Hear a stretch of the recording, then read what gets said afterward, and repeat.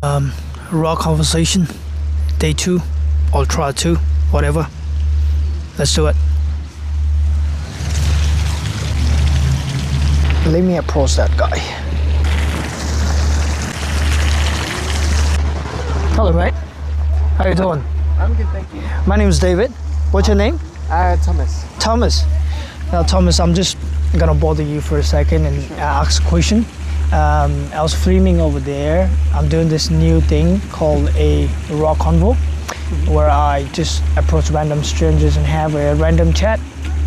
And I thought you'd be interested in that. I don't know. Ask, man. So I wouldn't be a fan of the video, but I'm happy to have a chat if you want. Yeah. I'll just delete that video after once you're done with the conversation. Okay. I promise you that. What are you doing over here, man? So I'm just reading a book about a robot. It's called Service Model, and the author is Adrian, and I can't pronounce his last name. But yeah, I'm just reading a book, just chilling. I was also reading one book over there this morning. I was still continuing with that. Title of the book is called Zero Negativity, where he writes about the power of positive thinking. Yeah. So I have done a degree in psychology. Oh, okay. And I was very interested in being a psychologist, so I think about those kinds of concepts a lot, about being positive and all that kind of thing. So what draws you to that concept? Why is being positive so important to you? If you are in a situation where you're happy, everything is fine, then obviously you're going to be positive. I don't think there's any point being negative on that. But I think, especially during those times when you are faced with a challenge, when life throws you something, and then you feel like you wouldn't be able to deal with it. And that's when positivity or positive thinking would really help you get out of that situation.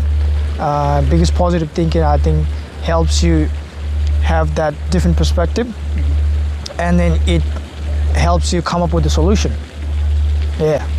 So I would put forward the idea that I do think negative reactions are important, because I think they tell you something. So if you think about fear, right, well, that tells you what you should stay away from. What could damage you beyond repair, what could end you, essentially. So I'd say negativity is important, but I would also say that hope is important, and that positive appraisal, positive framing helps you build hope, and hope keeps you moving forward. So I think I would say that both are important, but I think in order for humans to survive, we have to have some hope. And so that's why we're so, like, we focus so much on the negativity, because it's important to be aware of our surroundings. But to keep moving forward, that's why we have to put our attention on the positivity. And I've been thinking about hope a lot in my own life right now, and what that means, and I've kind of distilled it down to a very simple thing, which is that I hope to experience, which sounds almost too simple, but I also think it's just the truth, and it helps me every day that I wake up. I'm experiencing something, even if it is a negative thing. It helps me kind of integrate that information and be like, well, it's telling me something. It's telling me that maybe I'm missing out on something that I want. If my life gets too repetitive, if I have too much routine, then maybe I need to change things. So that's where I'm at right now. I don't know what you think about hope. I think everybody has a hope. Everybody is hoping for something, whether it's more money, a beautiful family, a loving partner. I think if there's no hope, then there's no point surviving. There's no point living. So yeah, and when you say that negativity and the positivity both are important, yes, it is important. When I say zero negative, or when we were talking about negativity, it doesn't mean that negative thought won't come to you. What I mean is, don't let it consume you. Yes. Has it consumed you in the past? Have you felt as though it has? I wouldn't say it hasn't. It always has, but now the interval is shorter and shorter. So previously, if I had gone, previously I might have gone with the same negative thoughts for like days or weeks. Now it has shortened it down to like couple hours or couple minutes, depending on what the negative thought is about. But now I have learned how to cope with it, how to get out of it. Yes. Yeah. What do you reckon? What about you? I have been consumed by negativity, and functionally, like mechanically, I've found it's rumination. So you've got that negative information there, and it's just kind of sitting there, and you keep thinking about it. You know, Yeah. it just keeps rolling around in your head, and you're like, what do I do with this? And I think the only way to really find an answer is to go explore, essentially, to ask people, to talk to people about what their perspective on the problem might be, whether it's something you can even do something about, whether you need to just let go of it. But I would say the negativity in my life has forced me to try and move towards being present and just paying attention to, like, at the moment I really appreciate the sunlight because we've been in winter here in Launceston. I don't know if you're living here. Yeah, I do live in here. Yeah, we've been in winter time for a while now, and I'm looking forward to the sun and being at the beach and just being present in that. I really like to read in the sun.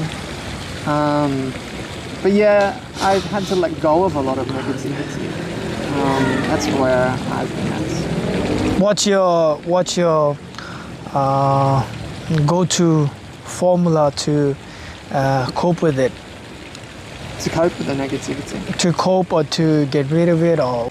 So in healthcare settings, right, as a student you are taught to value self-care, to look after yourself essentially. However, I think the reality is that many healthcare professionals in healthcare settings foster a value of self-sacrifice. So it's people overextending, it's people saying, look, I'm just going to do 2 shifts a week, but then they feel obligated to their patients, so they take on more shifts than they can really handle.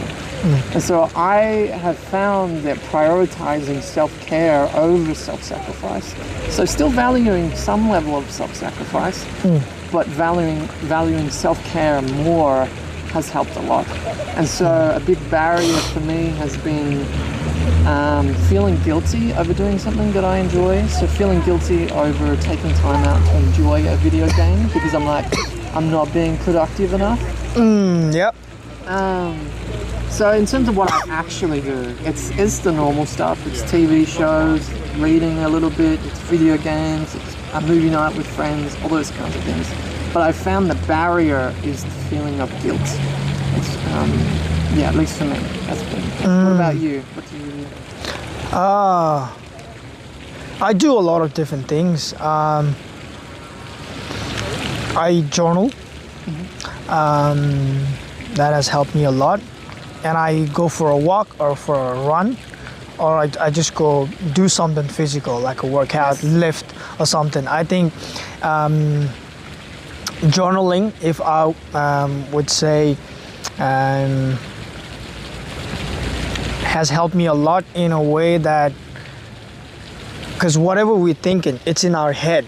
It's kind of hard for us to say, like, let's say if we say water, you know how that looks like. It's a water. You can see it, you can feel it, you can touch it. But the thoughts, it's hard for us to physically kind of see and then deal with it, right?